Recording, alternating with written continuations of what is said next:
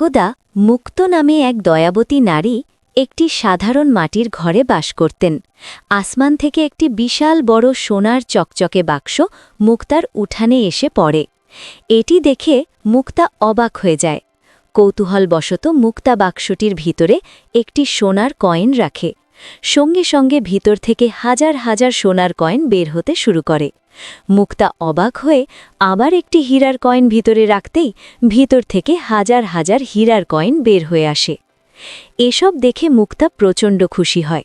এরপর মুক্তা সেই টাকা দিয়ে নিজের জন্য একটি বিলাসবহুল বাড়ি কেনে।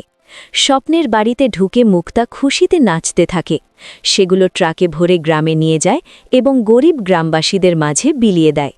এই দৃশ্যটি দুটি চোর দেখে মুক্তার পিছু নেয়।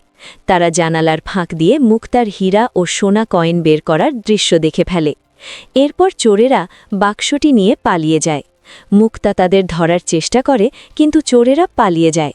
সবশেষে মুক্তা একা বসে কাঁদতে থাকে। এদিকে চোরেরা তাদের আস্তানায় গিয়ে ভাবল, এখন তারা পৃথিবীর সবচেয়ে ধনী হয়ে যাবে। চোরটি যখন বাক্সের ভেতর একটি ধারালো ছুরি রাখল, তখন আর সোনা বা হীরা কয়েন বের হল না। ভিতর থেকে হাজার হাজার মৌমাছি বেরিয়ে এসে চোরদের ওপর আক্রমণ শুরু করল। মৌমাছির কামড় খেয়ে চোরেরা প্রাণ ভয়ে বাক্স ফেলে দৌড়ে পালালো। পরদিন সকালে গ্রামের মানুষ বাক্সটি খুঁজে পেল এবং সেটি আবারও মুক্তার কাছে ফিরিয়ে দিল। নিজের হারানো সম্পদ পেয়ে মুক্তা আবারও খুশি হলেন। আর এই চমৎকার গল্পের শেষে লাখ লাখ মানুষ লাইক দিল এবং চ্যানেলটি সাবস্ক্রাইব করল।